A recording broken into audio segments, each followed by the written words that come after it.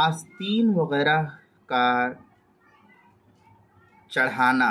اس کا کیا حکم ہے نماز میں؟ چنانچہ کوہنی تک آستین کا چڑھا کر نماز پڑھنا یہ مکروہ ہے، اور کوہنی تک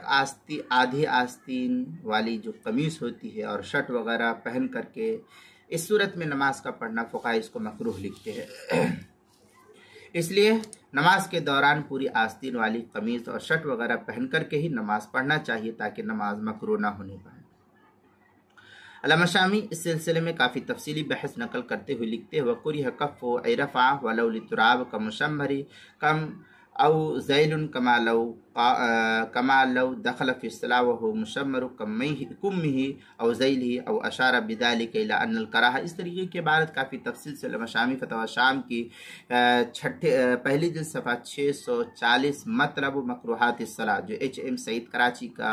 چھپا ہوا نسخہ ہے، اور اسی طریقے سے حلبی کبیری کے صفحہ 357 مکروہات الصلاح کے تحت جو ہے نقل کیا، جو سہیل اکیڈمی کا چھپا ہوا نسخہ اس کے اندر۔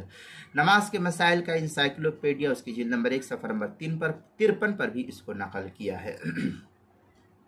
دوسری صورتحال یہ کہ اگر وضو کرتے وقت آستین چڑھائی ہوئی تھی اور جماعت میں شرکت کرنے کے لیے جلدی میں آستین چڑھی ہوئی رہ گئی، اس کو اتار نہیں پایا، تو نماز میں ایک ہاتھ سے تھوڑا تھوڑا کر کے الگ الگ رکنوں میں اس کو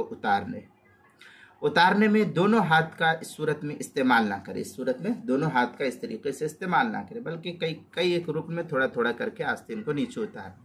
ورنہ ہوگا کہ یہ عمل کثیر ہو رہا تو عمل کثیر کی وجہ سے نماز فاسد ہو جائے گی۔ جیسا کہ ابھی علامہ شامی کی عبارت میں نے پڑھی، اس میں کافی تفصیل نقل کیا علامہ شامی نے، وہ فی الصلاۃ کما افادہ فی شرح المنیہ قال لیکن قال فی شرح القینیہ اختلف فی من صلی وقد شمر کمی۔ اس طریقے کی عبارت بڑی تفصیل سے اسی حوالے میں فتاوی شامی کے پہلے جلد صفحہ 640 مطلب مکروہات الصلاح جو HM سعید کراچی کا چھپا ہوا نسخہ اس کے اندر، اور حلبی کبیر صفحہ 357 مکروہات الصلاح جو سہیل اکیڈمی لاہور پاکستان کا چھپا ہوا نسخہ اس کے اندر۔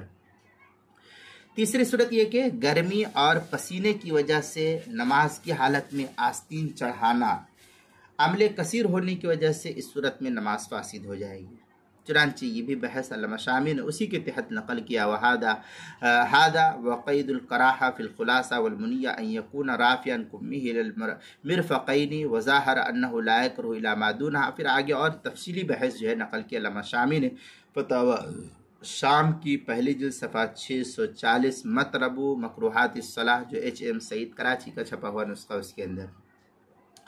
حلبی کبیری صفحہ 357 مکروہات الصلاح جو سہیل اکیڈمی کا چھپا ہوا نسخہ اس کے اندر۔ چوتھے یہ کہ جبہ یا کرتے کے آستین میں ہاتھ ڈالے بغیر نماز پڑھنا مکروہ ہے، چنانچہ یہ بھی تفصیلی بحث جو ہے نقل کرتے ہوئے لکھتے حلبی کبیری میں، وفی حلبی کبیری ولو صلی فی قبا مطرف او بِأَرَانِ وَهُوَ مَا يَلْبَسُ لِلْمَطَرِ يَنبَغِي أَن يَدْخِلَ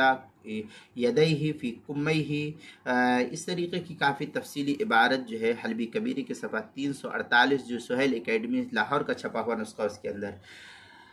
رد المحتار میں ہے وَقُرِهَ سَدْلُ ثَوْبِهِ أي إرساله بلا لبس معتاد وَقَدَ الْقُبَى بِكُمْ إِلَى وَرَا۔ اس طریقے کی عبارت فتاوی شامی پہلی جلد صفحہ 638 639 باب ما يفسد الصلاح ما يكره فيها جو HM سعید کراچی کا چھپا ہوا نسخہ اس کے اندر، اور نماز کے مسائل کا انسائکلوپیڈیا اس کے جلد نمبر 1 صفحہ نمبر 53 اور صفحہ نمبر 54 پر اس کو نقل کیا گیا، وہاں بھی دیکھ سکتے ہیں۔